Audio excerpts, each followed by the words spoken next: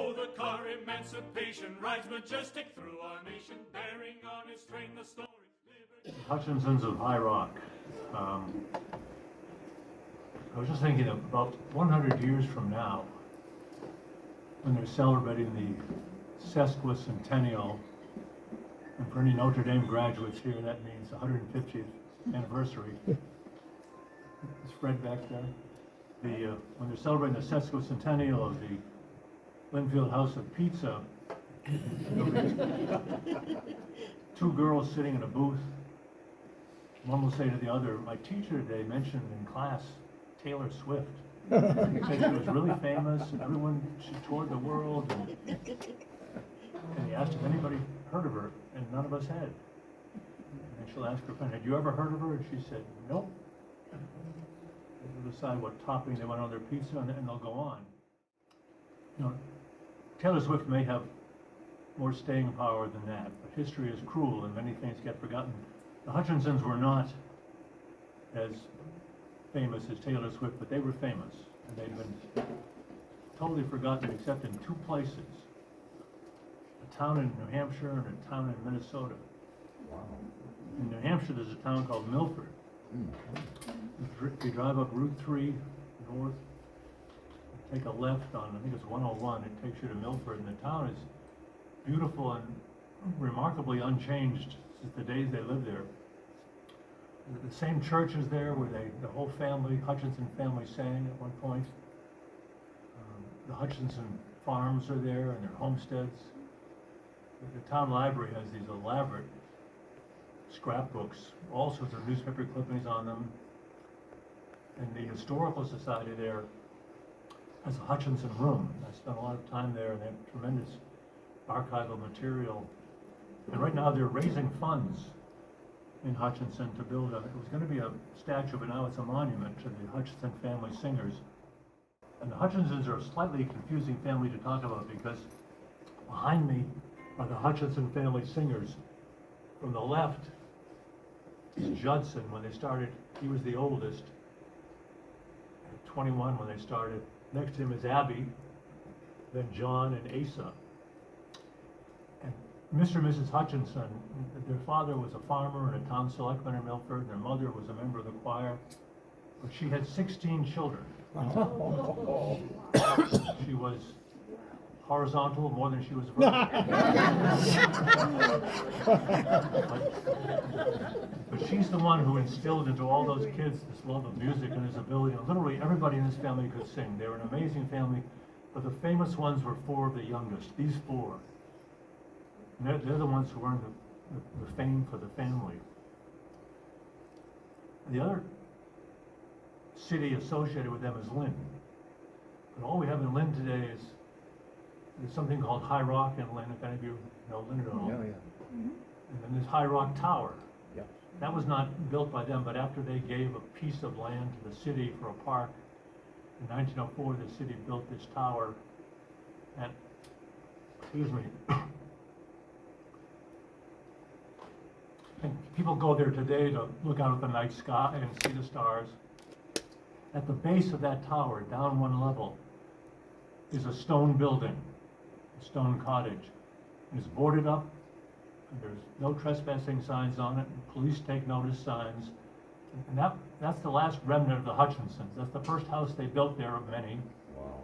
It survived because it's made of stone. I didn't write this book to save the house, but I wanted Lynn to be aware of who these people were and how prominent they were at one point. Well, not at one point, but really throughout the entire 19th century. People who lived back then would be shocked if they'd been forgotten. They gave more than 12,000 concerts. That is more than the Beatles, more than the Rolling Stones, more than the Grateful Dead, all combined. And when Judson Hutchinson died, Judson's on the far left. He was probably the most talented of the men, but he suffered from mental illness, and he actually hanged himself at High Rock. Yeah. And when Judson died, the New York Times wrote a story, and the news was, they were so well known, the news was carried, and it might have been just a small item, but almost every paper in the country would have had something about Judson. The New York Times wrote, "There is not a city, town, or scarcely a hamlet in the country in which the people were unfamiliar with the Hutchinsons, and to whom the announcement of this death will not come as that of a personal acquaintance or friend." At their height in New York City, 1840s, they were packing concert halls. Notices of them appearing would come with a warning: get there early or you're not going to get in. And hundreds were turned away. In a single night in New York, there were times when they made more than $1,000. Wow. To put that in perspective, the average shoe worker in Lynn, factory worker, probably the average man was making $300 or $400 in a year. $300 or $400 in a year versus $1,000 in one night.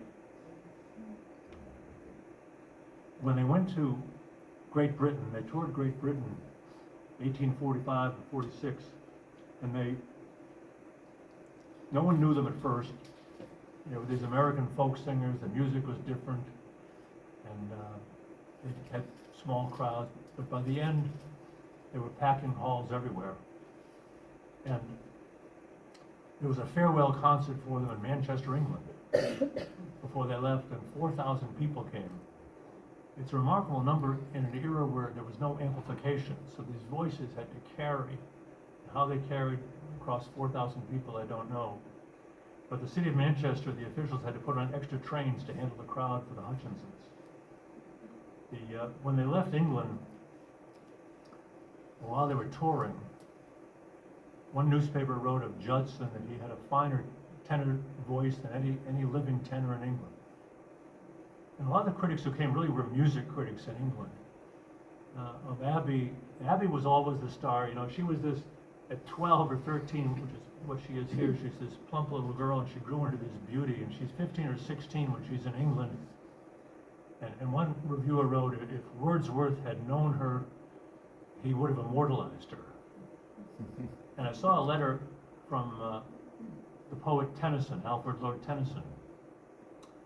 And he wrote to a friend and he said, "I regret when the Hutchinsons were here, I didn't see them because I heard Abby sang divinely." And almost anywhere Abby went, she was, she created a stir and was the star of the show. In the 19th century, the Hutchinsons knew virtually everyone who was famous. They sang at the White House for 3 presidents, including Abraham Lincoln. When John Hutchinson went there, Lincoln came rushing over and grabbed his arm and said, "I heard you in Springfield." And Lincoln was not exactly a groupie, but he had favorite Hutchinson songs he's requesting that evening. And they sang, they also sang for Grant, and I think 5 or 6 presidents in all. They were friends with P.T. Barnum and sang several times at his home. Barnum lived in a palace in Connecticut called Iranistan. They sang there. I'm sure he tried to sign them up. He conducted tours, but he wasn't successful. When they were in England, Charles Dickens had them over for dinner and had them sing to this who's who of a crowd he brought of actors and politicians. The poet Longfellow, they once serenaded him in a hotel room. They were friends with him. The Civil War General William Tecumseh Sherman was a good friend and had them over to his house. You know the name Sherman, when in the summer of 1864, when the Civil War was going so badly, when Lincoln was convinced that he was going to have, not convinced, but feared he'd be forced into a peace because Grant is attacking Richmond and thousands and thousands and thousands are dying and everyone wants this war to end. And just when this is going on, news comes that General Sherman has marched through Georgia, has taken Atlanta, and the war turns. And so Sherman is one of the great heroes of the Civil War. But he loved the Hutchinsons. He had them over to his house to entertain, and I've seen letters from him to John Hutchinson. I could go on and on. Sojourner Truth. You know, Sojourner Truth was a slave and also an abolitionist. She stayed at Abby's house. Everyone knew them, and their place in history is defined by them as protest singers. They really were. If you went to one of their programs, they sang popular songs and sacred songs, but slowly, due to the influence of an older brother, the brother who first came to Lynn, Jesse, he was an abolitionist. He convinced them, you've got to start singing songs with a message. They started singing anti-slavery songs. And they were wildly popular. They sang at every anti-slavery convention. The people would rise to their feet. I saw a letter from Helen Thoreau, the sister of Henry David Thoreau, saying to a friend, you should have been at our anti-slavery meeting. The Hutchinsons came, and at the end, everybody was standing on their feet and singing. And they were wildly popular. And but they also, in singing those songs, in some places in New York City, they were once threatened by a mob that had to stop. In St. Louis, at the direction of the mayor, they were thrown out. They in Philadelphia, they were singing, packing a concert hall, but blacks started to come and attending. The mayor heard about that, and allegedly fears for some riot, so he ordered the concert hall owner, he said, tell them no black people can be admitted and they cannot sing those protest songs. And when confronted with that, the Hutchinsons refused to continue to perform and just walked away. So that really is their place in history, and they also have a role in the women's suffrage movement. They wrote songs for all of these things. The first women's suffrage campaign was in Kansas, 1867, I think, and John Hutchinson came with his family. His wife could sing, his kids could sing, and for 1 month, they toured through Kansas with Susan B. Anthony and Elizabeth Cady Stanton. And the reason you needed the Hutchinsons at all of these events, it's the only way you're going to get a crowd. These speakers would go on for an hour or two. If they knew the Hutchinsons were there and they were going to sing, a crowd would come. And I saw a letter once from Susan B. Anthony to Abby. It was 1888. They were celebrating the 40th anniversary of Seneca Falls, the beginning of the women's rights movement. And her letter said, Abby, please come. Let me put your name on the program. Let them know you'll be there. And Abby did go. But there are more letters. Everybody had to have them there. They sang suffrage songs, they sang anti-slavery songs, but they drew a crowd. They were tremendous performers. So, what I want to show now is I'm going to go through these slides. And when I've given this talk before to Lynn, I really spent a lot of time on these slides. The book I wrote is certainly about how famous they were and their fame, but my book is really about, I apologize, I have a cold.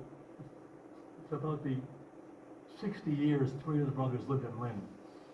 And not only do I deal with Judson's suicide, but Ron alluded to it, they go through a whole spiritualism thing, and some crazy things happen there, and there's scandals. And when I sent a draft of my book off to a woman in Milford who was very involved in raising money for the monument there, she wrote back one word. She wrote back, yikes. I said, sorry, it's sort of one of the happy story they're telling, but so we'll do the slides. I'm going to do it quickly, and I apologize, but I don't want to keep you here all night. Oh, take your time, please. That, as I said, that's the Hutchinson family singers. It's a daguerreotype. It's the only actual photo we have of them. We don't have and I should say this, Abby sang with them from they started in Lynn. That's how the 3 brothers start there and sing. And they get all excited, the crowd likes them. So they sing on their own for a year, but nobody's really listening. They come to Lynn again, because they just built Lyceum Hall in Market Street in Lynn, and they sing and they get great reviews, but they're not getting crowds. So they send word to their mother to say, please, can you send Abby? And the mother, this is her 16th child, her little baby, and she didn't want to let go, but she did. And Abby came down, and they were almost, I can't say instantly, but almost instantly a success. Abby only sang until she became 19, and she retired. That was a big story again in the New York Times on Abby Hutchinson, no more. And she was a man who started coming to their concerts and actually started traveling with them, fell madly in love with Abby. He ended up having his own Wall Street firm. She got married, he had an estate in New Jersey, they traveled the world.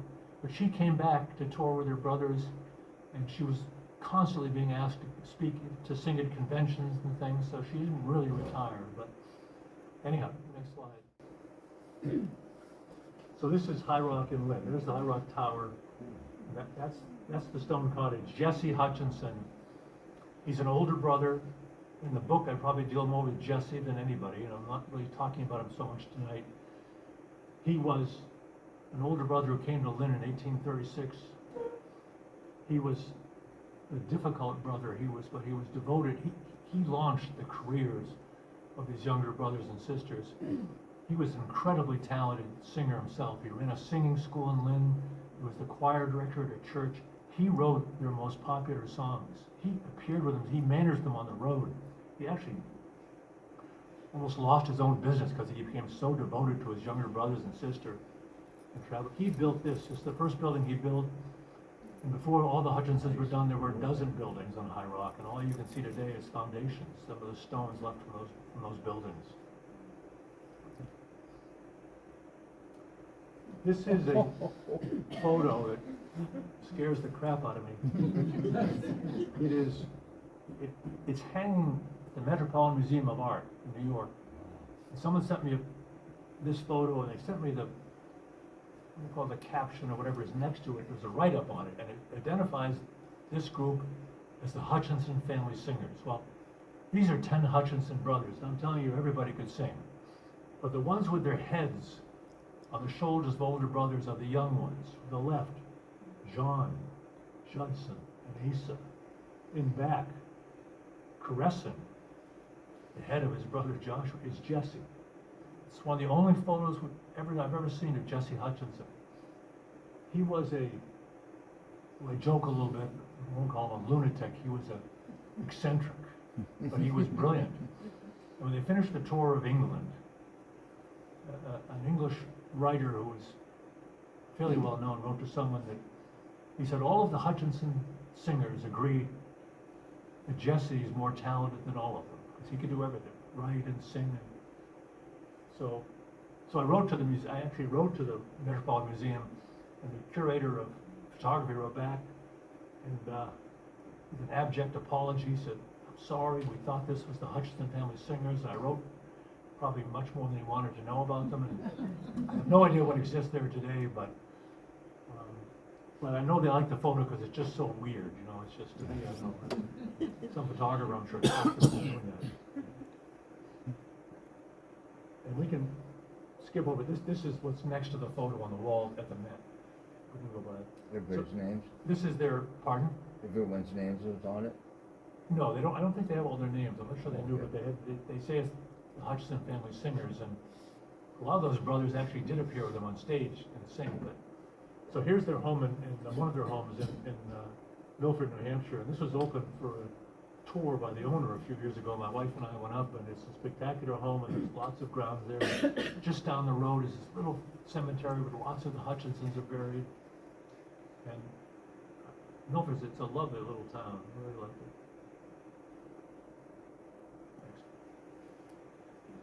Oh, this is just, we can skip this. This is just a newspaper ad that appeared in a Lynn newspaper the first time. Jesse put an ad in the paper when he brought his brothers down to sing. He's trying to launch their careers, and that's the ad that appeared. And I just stumbled across it in an old Lynn newspaper. I spent so many hours on microfilm that I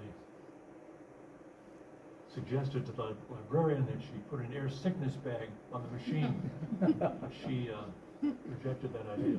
Next. So there they are again. We can skip that. Here's Abby when she's older. And She was an amazing woman. Even when she went to Orange, she's not singing full time. If you read the history of Orange, New Jersey, there's so much about Abby and what she contributed to that community. She's an amazing person. So this is from the left. This is Asa, John, and Judson. Asa was the youngest and the closest in age to Abby, and they were extremely close. When I mentioned Hutchinson, Minnesota, Asa ended up moving out there and spending most of his life in Hutchinson, Minnesota. And he became a prominent figure there, was the editor of their newspaper. He led an effort to build a school. He also raised money to build a church, which is called the Vineyard Church. And they call it that because the Hutchinsons used to sing in Martha's Vineyard. If you've ever been to Oak Bluffs, to the Methodist campground there, there's beautiful cottages around there. They sang there time and time again. And they raised a lot of money. And so in recognition of that, Asa insisted they name the church in Hutchinson, which to this day is the Vineyard Church. John in the middle was the most driven of the brothers, and everybody wanted to quit. John is the one who kept them going. Judson could write music. He was the first in the family to get involved in music. He had this incredible tenor voice. He was a comic performer. He felt so guilty about the money. Sometimes he would throw it back to the crowd. I'm sure much to the alarm of his brothers and sisters. But he suffered from awful mental illness. His family called it the horrors. But I can only guess it was schizophrenia when you read about it. It was just so horrible, trying to throw himself off trains, and they had to cancel tours when they were on tours with Judson. I mean, he was brilliant. But later, when Abby left, I don't go into this very much, but the brothers broke off. They sang together for a while, but then they got married and their wives didn't get along, so they broke into what they called tribes. And John married a tremendous singer who was the lead singer in a choir. And John's children were very talented. He had a son who they compared to an opera singer. So John traveled with his family, and Asa traveled with his family. And Judson had a daughter who sang with him, but he was on his own a lot. And he was terribly depressed. And so that's why in 1859 he came to High Rock. And John saw how depressed he was. John was building a house next door, and it was the winter. And he said, "We're trying to put plaster there. Can you keep the fire going down there?" So Judson went over, and when he didn't come back, John went to find him. And Judson was hanging from a beam in the cellar. It was a terrible tragedy, but everyone saw it coming. They talked, his brothers and sisters and all their journals talk about their fear of him taking his life. Went on for 30 years. Up next. This is Asa's family. When they broke off into family groups, this was Asa's family. They all sang together. The little ones are almost always the star. The far left is Oliver Dennett, O.D. And he was quite a performer. And this family once sang 70 nights in a row in Philadelphia. You can imagine how exhausting that would be. But they were incredible performers. I think next we're going to have a Tribe of John. No, this is Tribe of Asa. So you see when they traveled on their own later, they would always say Hutchinson family. And sometimes people would come and they'd say, "Well, where's Abby?" You know, and they'd say, "Well, it's a different Hutchinson. It's Asa, and it's my wife, and it's my kids." And because he was located in Minnesota, he traveled mainly in that part of the country, but occasionally, Hutchinson family appearing one week and another Hutchinson family appearing the next week. They had a lot of explaining to do. So, There's a lot of them. yeah. So next. This is John's family. John, his wife Fanny, who was a lead singer. His daughter Henry back there was remarkable. He really was, I can't say he had the best voice that family ever produced. When you read about Henry, the reviews, they start comparing someone to an opera singer. You see that, and he toured on his own for a while. He was so good. He was really something. But they were extremely popular. And the little son in the middle, who they named Judson after the brothers died, he was a very sickly child. He never sang with them. And Viola, God bless her, I went to Milford Historical Society. Her photo album was in there, and all the family photos, and she did what most of us don't do. She wrote everybody's name down in order on the photo. I was able to look at it and know where everybody was, every cousin, every uncle. And she also wrote a book. And she, we'll talk about her later, but she had real problems with her dad late in life. Her dad went off the rails. And she had to go to court. I talk about this in some detail in the book. Next one. So this is, you can't really see it well here. It was a blurred thing, but this was the tribe of John. The tribe, by the way, was a biblical Old Testament term they used. They were a very religious family. They carried Bibles. They read from the Bible every day. Most of these movements, abolition, most of these people, these are religious movements, really. So that was John's poster, Henry and Viola. Next. So there's Judson on his own with Kate. Again, it says Hutchinson family. And that's why people came.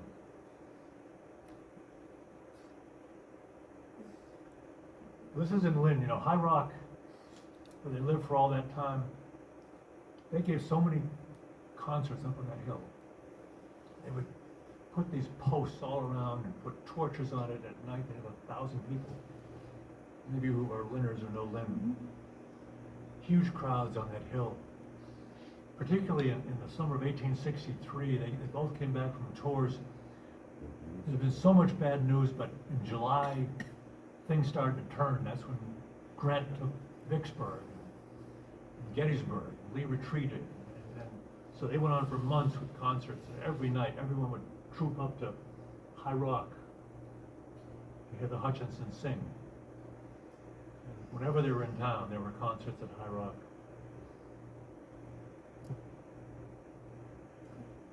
This is Jesse, a sketch of Jesse Hutchinson, who, as I said, the first to come to Lynn. He built that stone cottage. He managed them. He wrote their most famous songs. And we'll get into this. Jesse, we'll get a little bit, I'm not going to do much with spiritualism. Jesse was a spiritualist. And the 19th century, spiritualism was a huge wave. There were millions of spiritualists in this country and overseas. It started outside of Rochester, New York, with the Fox sisters. You ever heard of the Fox sisters? And they heard rappings in their farmhouse and convinced their parents and these two little girls and neighbors that was the spirit of a dead person who lived in that house. And they started doing seances, and Jesse became their friend, and very close to them. But he knew, and Jesse wrote letters to spiritualist newspapers. And you hear Jesse's story. Jesse and his wife Susanna, he married a girl from Milford. They had 6 children. All 6 died before the age of 4. The thought of communicating with a child or a husband or a sister or a brother you've lost was irresistible. And I'm convinced that's what made Jesse the fanatic he became. On his deathbed, his children are there. He's talking out loud. He can feel them. They're there. So he's a controversial figure, but a really interesting one. We'll do next. This is the same portrait session, a more normal portrait, where now they're standing. John's in the back, on the left. Jesse, Jesse's next to him. On the far right, the tall one is Judson. And he's got his hand on Asa. So somehow after this was taken, they must have said, why don't you put your heads on the shoulders? Probably shouldn't, but probably a reflection of my own personal issues. But I didn't use it in the book because it just bothered me so much. All right, next. When Jesse came to Lynn, he opened a stove store. And he was on Exchange Street.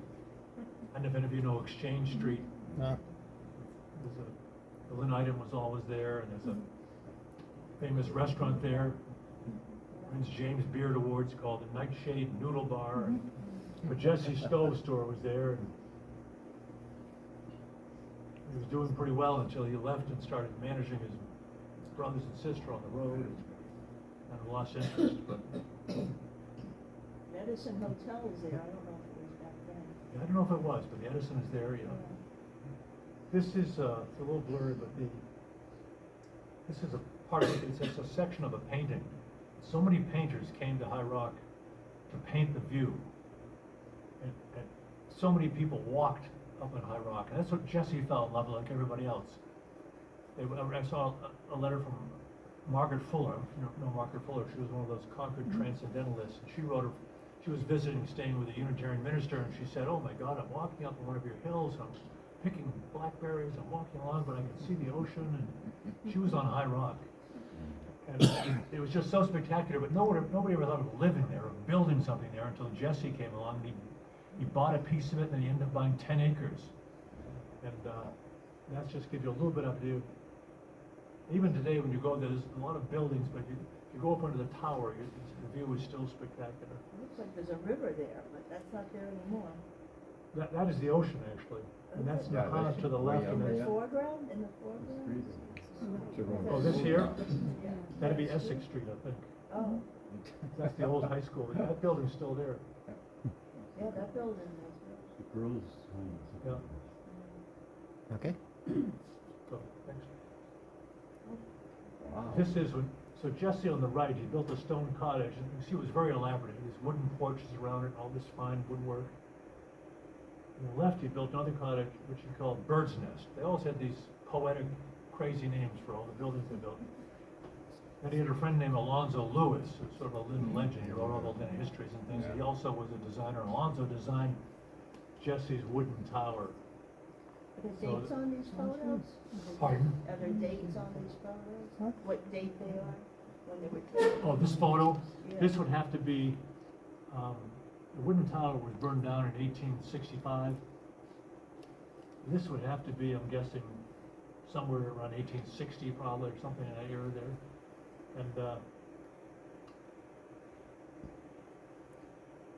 well, I should say, when Jesse ends up dying, and it's quite a story. Goes to the gold rush. Can't tell the whole story here, but he dies, and he's reckless with his money. It's like Thomas Jefferson, he had some terrible debt, and so they had to auction off High Rock, and his two brothers bought it. They had a big debate because they didn't always get along. They didn't know if they wanted to move from farms they had in Milford down here, but they bought it, and they moved down, and they moved into these buildings, and then Asa finally took his family and went to Minnesota to Hutchinson, which they'd already founded. He lived out there. And John stayed, and John's the one who built a dozen buildings on High Rock. They had 200 tenants, and it was like a city. And this is early on.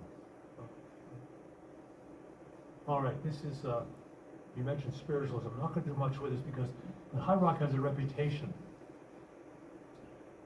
as a place where there are spirits lurking about. And as I said, spiritualism was a huge movement. This man is Andrew Jackson Davis.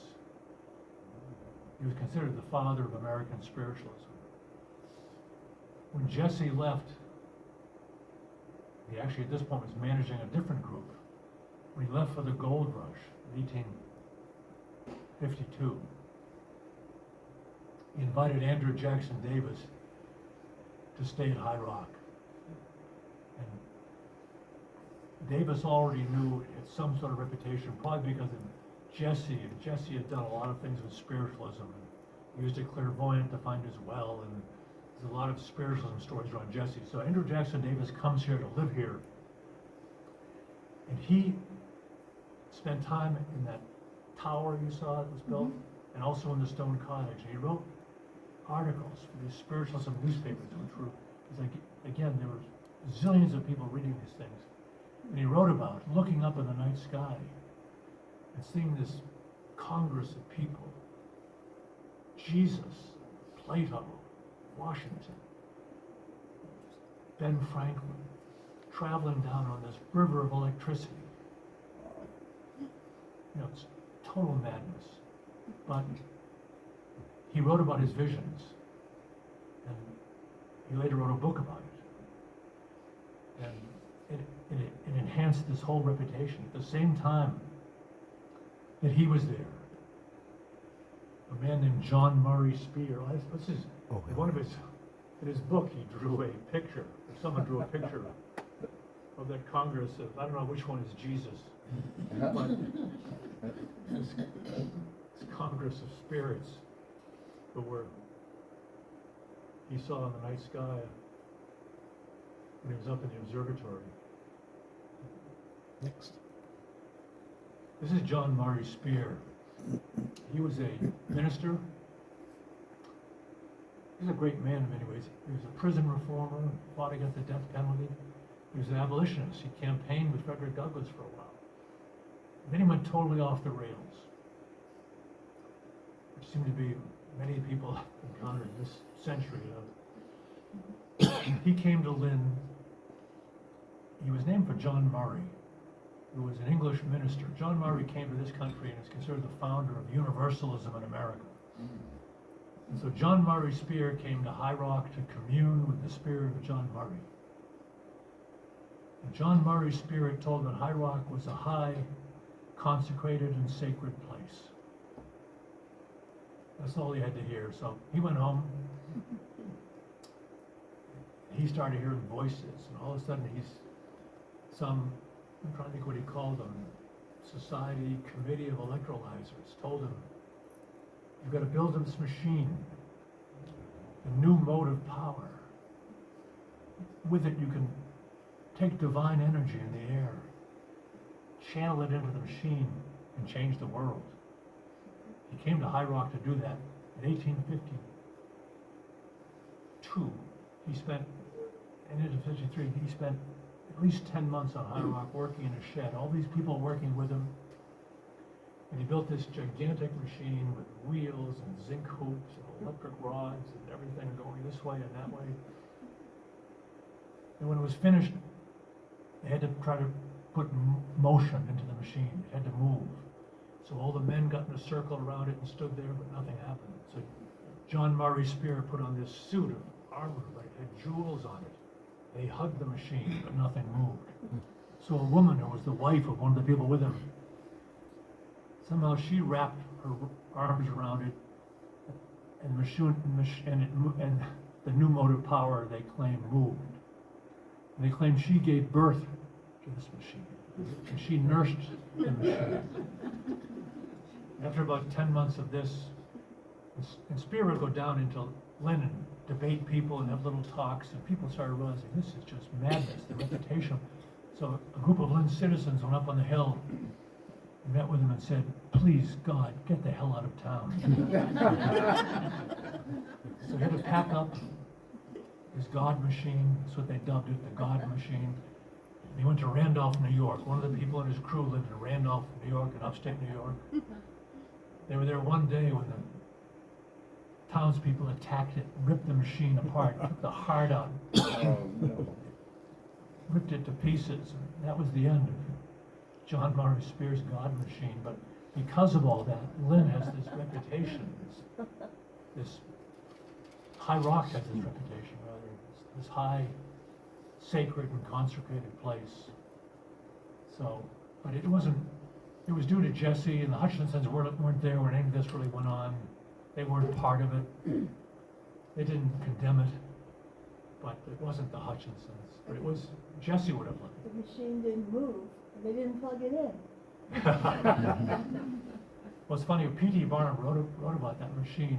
And he was writing, he said, no, here he is, completely phony himself. He writes a long diatribe making fun of this whole effort of building this crazy machine. So, anyways, next.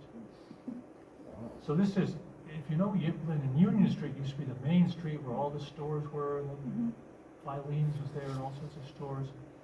Today, up on a hill, there's something called the Old East Burying Ground. 5 or 6 years ago, it became a homeless encampment. So the city has built this fence around it. You can't get in. I had to get permission, and a city worker met me and let me in, because I knew they were buried there. So up on top of the hill, with the help of a friend, we found this grave. It's actually not a grave. It's a grave marker. The graves are nearby, but what I wanted to get was it's Jesse and his wife Susanna, and then they list their 6 children. so tragic. So many died from consumption or tuberculosis. That was such a killer. You read letters, people in the 19th century, and they'll say, well, Jim came over last week, and I'm leaving on a trip, and by the way, little Benji died last week, and they go on to something else, you know, and it's just, but John's wife who died at 36, was devastated, destroyed. I mean, Jesse's. But just that's lying there up on a hill, and no one ever sees it, but those are the names of their 6 children. This is the auction I told you after Jesse dies. We don't need this, but they held this auction in 1853, and the 2 brothers buy High Rock, and they moved there. This is Judson. I told you about him coming there and taking his life at High Rock. So there's that horrible aura around it. You know, this is John, who was an incredibly handsome young man, and all sorts of rumors when he was younger about John and different women, and you'll see where this develops when he gets older. This is just, well, they had many famous adventures. This is just one where John took his family to sing to Union Army troops in Virginia headed off to battle. You have to realize the soldiers and people in the North, many were fighting to save the Union. They weren't abolitionists. They weren't even anti-slavery, most of them. So here the Hutchinsons come down there, and John and his family, they start singing anti-slavery songs. They were kicked out. The generals kicked them out. And Lincoln, who loved the Hutchinsons, sent them back. Told the generals, they will sing there. You'll shut up. But that became a story across the country, and the coverage of it depended on whether it was a paper in the South or the North or who. Right. But I mean, everybody had that story. It was a big incident. John, one of the great self-promoters of all time, turned it into a little booklet. This is John when he's an old man standing. His son Henry, who was also something of an engineer, built these stairs that went all the way from the cottage you saw, their stone cottage, up to the tower. And John's just standing on the bottom step. And I had a horrible experience. You can't see it, but it says on the step, built by Henry J. Hutchinson, I think 1882. John had received permission from, after the war, General Sherman became the head of the Army. And the Army had these signal corps stations. They're really weather stations. And John convinced him to turn High Rock into a U.S. Army weather signal corps station. So, in fact, the cover of this book I did, that lithograph shows flags, colorful flags running. Well, that's the 2 years it was a signal corps station. But they discovered that the ships at sea in bad weather really couldn't see any of these flags. So after about 2 years, they just took it down and sold everything. But that stone there, I'm walking down, I was with a friend from New Hampshire, walking down the hill in someone's backyard, I think by their backyard pool. They had that step standing there, which to me is a piece of history. I'm thinking, oh my God. Someday I'll go up and I'll find the owner of that house and I'll say, I'm going to buy that step from you.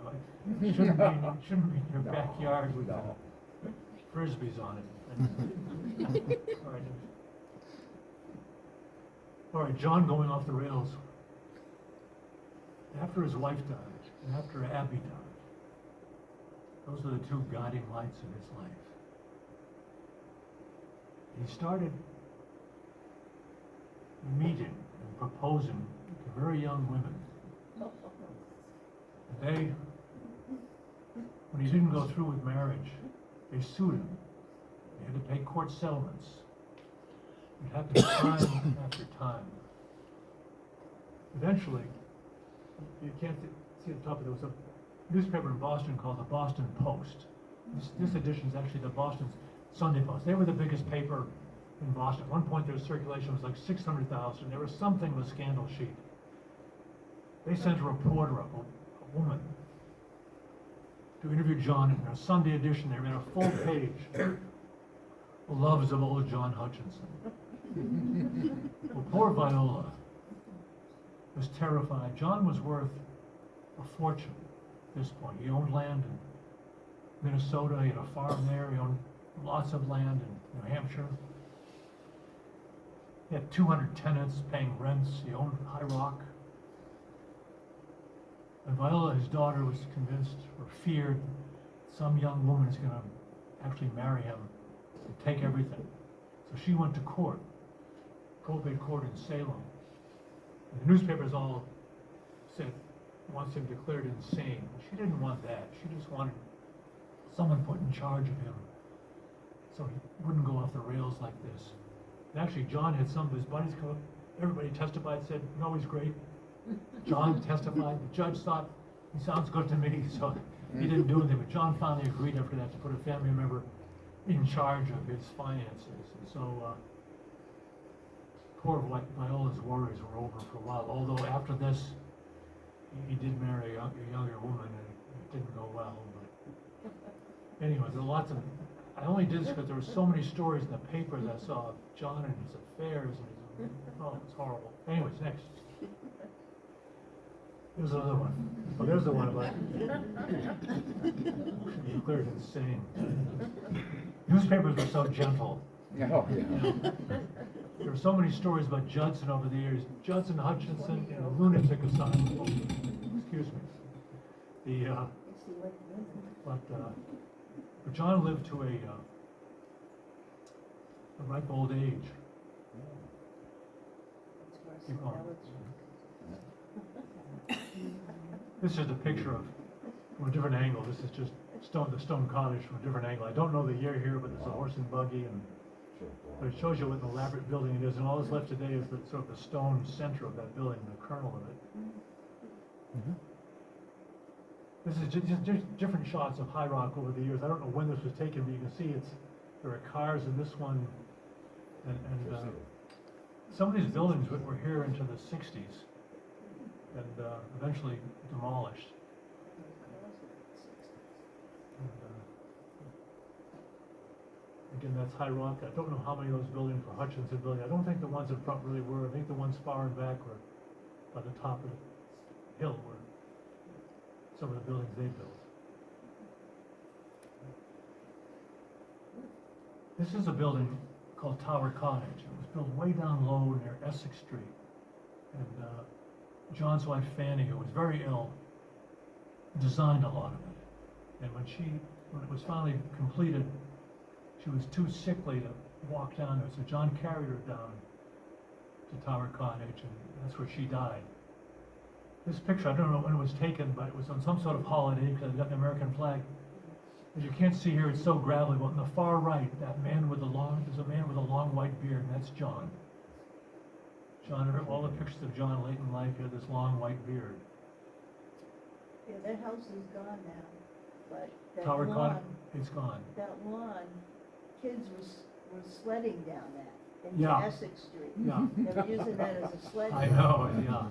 I think a kid got killed too, I think. No, you're right, I was there and covered, yeah, it's horrible, but John died in this house. 1908, he woke up in the morning, he was cold, 5 o'clock, he went out to try to light the gas stove, he turned it on, and tried to light a piece of paper and start the stove, and he was found passed out next to the stove with the gas pouring out. His wife, his young wife, was in a separate room. She came rushing out, turned it off. They called the doctor. The hospital those days was just at the foot of High Rock, but they couldn't save him. Picture of John and his wife Fanny.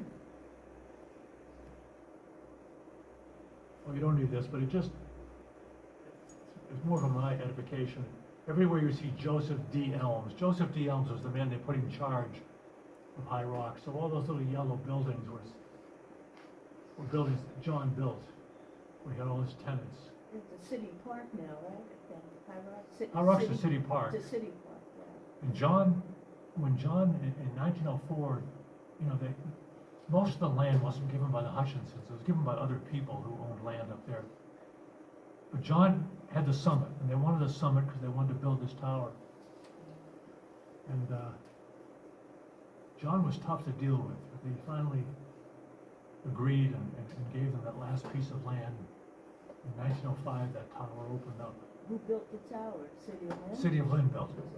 But, and part of the conditions, I've seen the deed, and John also said, you must build this tower You must have red, white, and blue lights on it that are going all the time at night. And you must name this Hutchinson High Rock Park, which the city never did. That's Lynn. I don't want to be disparage Lynn. No.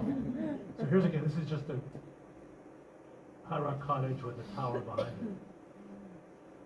How it is today.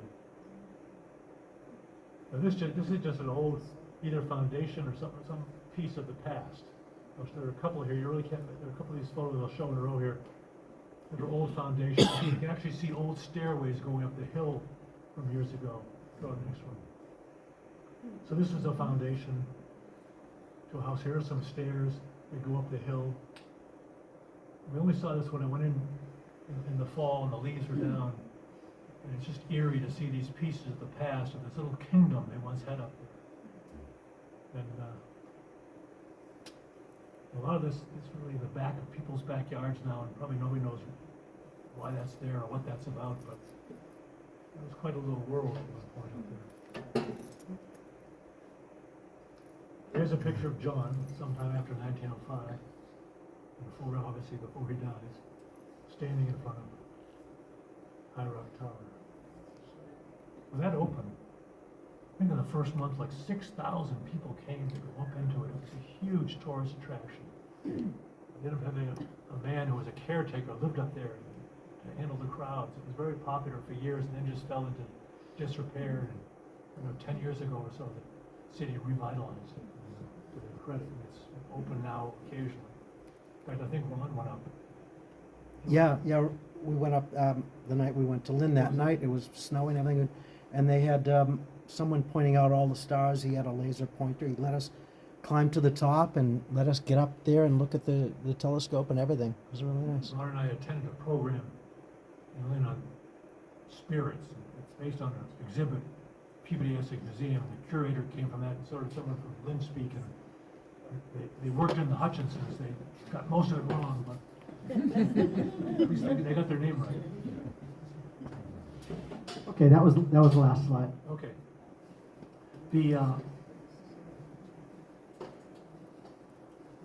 What I want to mention at the end were two quick things.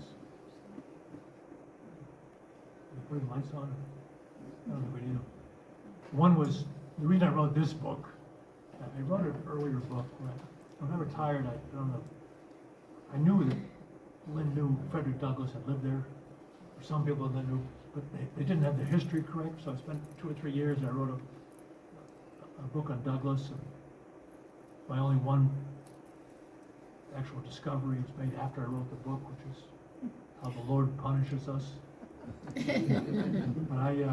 But in writing that book, I met the Hutchinsons time and time again. I kept bumping into them. What was interesting was the Boston abolitionists, with the exception of William Lloyd Garrison, who was a poor man, many of them were wealthy, and members of society. They were great people, passionate people who fought against slavery. But Douglass was a problem for them. One man wrote later in life, he said, I once was at a meeting with Douglass and I asked him to invite him to my Beacon Hill home afterwards. Then I thought, oh God, people are going to see me walking down the street next to this black man. And the idea of eating with Douglass. And some of them didn't trust Douglass. The Hutchinsons weren't like that. Hutchinsons were farm boys. Mm-hmm. When you read their journals, and I'm so lucky they have journals and diaries that have survived. They talk about seeing Douglass on the road. It's very hard for a black man traveling to find anywhere to stay, and they'd say, stay with us. Not only stay with us, he'd share a bed with them. There's one note where Judson and Douglass shared the same, which is fairly common in that era, but and John was in a restaurant, he was right on Hanover Street in Boston. And he's waiting for Douglass. When Douglass comes in, everybody gets up and walks out, and the staff won't serve them. John goes into the kitchen, stabs a chicken with a fork, brings it out. The two of them sit there in an empty restaurant eating. Late in life, John wrote a history of his family. It's 2 volumes, and he wrote to Douglass and said, would you write the introduction? Douglas was delighted. He wrote this wonderful introduction about his time with the Hutchinsons. In 1895, when Douglas died, his wife sent a telegram to Lynn, to High Rock, asking John if he would come and sing at the funeral. John was the last surviving of the 16 Hutchinsons. So John left Lynn, he got on a train, and his long white beard, he walks into his church in Washington, D.C., and he sings at the funeral. And later in a book she wrote, she said, he was the last survivor, almost, from the great era of reform, and he was so close to my husband. So they had it was just this relationship they had, so I thought, and then I knew about Stone Cottage, so I thought I'd take some time and try to write something about the Hutchinsons. I want to mention two Lynnfield connections to them. One, 1861, start of the Civil War, things are going terribly. First Battle of Bull Run, if you remember that battle. People from Washington went out with picnic baskets and sat on a hill with their blankets. The battle goes horribly. The soldiers are running back to D.C. They're trampling over the picnic baskets. Everyone's in panic. They realize after that, we've got to raise armies. So and I think that's when they built this camp in Schuler, Schouler. There are people here who know more about it than I do. I think it was pronounced either Schuler Field. And it was a Civil War training ground. It was right along Route 1, near Suntag. And Henry Wilson was drilling troops there. Henry Wilson was a senator from Massachusetts. He went on to become Ulysses S. Grant's vice president. Well, the Hutchinsons, John hears about he brings over his family, they sing for the troops at Schuler Field in Lynnfield. And that's where he got the bug in him. He said, I'm going to go and sing to those Union troops down in Virginia. He didn't realize they were going to not give him as warm a greeting as they did in Lynnfield. So the next connection is this. Jesse Hutchinson was very close friends to a man named Horace Greeley. I went to Horace Greeley High School, Oh, wow. Well, Chappaqua, New York. Jesse grew up in Milford, New Hampshire. The town next to Milford is Amherst. That's where Horace Greeley grew up. Yeah. They were both apprentices on newspapers, different newspapers, but they became friends. They were boyhood friends. Jesse comes and opens a stove store. Greeley goes to New York City and founds a newspaper, the New York Tribune, which became the most influential newspaper in the country. He's also one of the founders of the Republican Party. In an act of total madness, he ran for president in 1872 against Grant. Was he a Quaker too? Was he a Quaker? 'Cause No, there were a lot who? of Quakers. Greeley? Yeah, there No, were a he lot was, of Quakers in he was a spiritualist. He founded his own utopian community. He was I shouldn't say whack job, he was he was like Jesse and he were bosom buddies. Jesse wrote, when they were in Ireland, the Hutchinsons were there during the famine. They wrote letters that Greeley ran about being there during the famine. When Jesse was in California during the gold rush, he wrote about going out there and having to cross the Isthmus of Panama on land and how 40 people in their party died. But he also wrote in 1850, I just stumbled across it, he wrote a letter, and it's called The Late Calamity at Lynnfield. And Jesse wrote it because Jesse had people who were, he had several tenants. They were members of a church in Lynn. They went to Lynnfield for their annual outing, more than 100 of them. And he doesn't identify it exactly, but I'm almost positive they were at Suntag Lake. Yeah. You people here will know this history better than I do, but Jesse wrote, a large party of ladies and gentlemen connected with the Christian church in this city, with the children and some friends from abroad, went out on the picnic excursion yesterday to Lynnfield. Lynnfield is a beautiful, little quaint, and inviting place of retreat about 5 miles north from the city, and abounding with groves and walks and beautiful parks, and blackberries and whortleberries. And he goes on and on describing this beautiful place they went, and how after having this picnic, they boarded some kind of boats and went out onto Lake Suntalk. And he's got the number in here, but it's somewhere in the teens drowned. Oh. 15 or 30 children, Oh. and it was horrible. Oh. Papers around the country carried the news, but here was, Greeley ran this because it was Jesse. And it was sort of Jesse's, he talked to the parents who came back and he wrote this story in the paper. And some of you may know much more about this than I do, but it was just, it struck me. So anyhow, the last word I have just on this, we are selling this book. I don't get any money from this book. And this book, I should say, is a much better book than the Douglas book because I met a woman. I have so many photos and so much art. I said to a friend that I knew in Salem, I said, I have to find a designer. So several people recommended designers. So I met a woman at a coffee shop. She was a designer at the Peabody Essex Museum, and we talked for a while. I told her what I was working on, and then I said, wait, let me stop you here. I said, well, what will this cost me? I have no idea what you'll charge. And she said, I'll do it for nothing. Ooh. And I was stunned. Great. And she did that. At the same time she did this, she was working on an exhibit in a museum in Connecticut. It was an exhibit of all things on Frederick Douglass. It was co-curated by Henry Louis Gates. So I would call her to complain. I'd say, you know, could you spend more time on this? Less time on that Gates project? She'd say, but they're paying me. Oh yeah, it's that. So her name's Leanne Leftwich, and she designed this.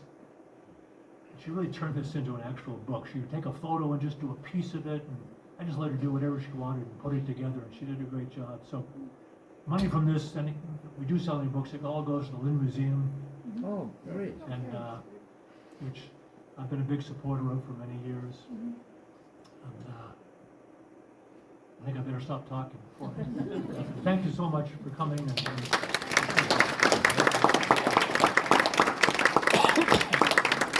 Thank you, Tom. We're going to have you pull the raffle winner. Shelley Lynch.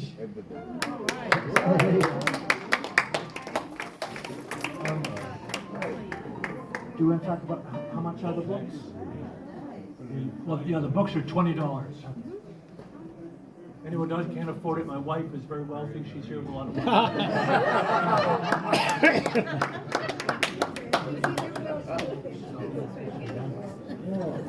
All right, thanks, everybody. I think Tom. Now, Trish, let me say one more thing. When I first came here to speak, someone said to me, this is a couple of years ago, he said, don't speak for too long. Most people are here for their desserts. I thought they were joking, then I had the desserts and I thought, oh my God, they're great. I didn't mean to speak this long, and I apologize. So let's do that. Let's have some refreshments. And if you get to take some home, so we don't have a lot left over. Thank you. Roll it along, spread your banners while the people shout hosannas. Let the ministers and churches leave behind sectarian lurches. Jump on board the car of freedom ere it be too late to need them. Sound the alarm!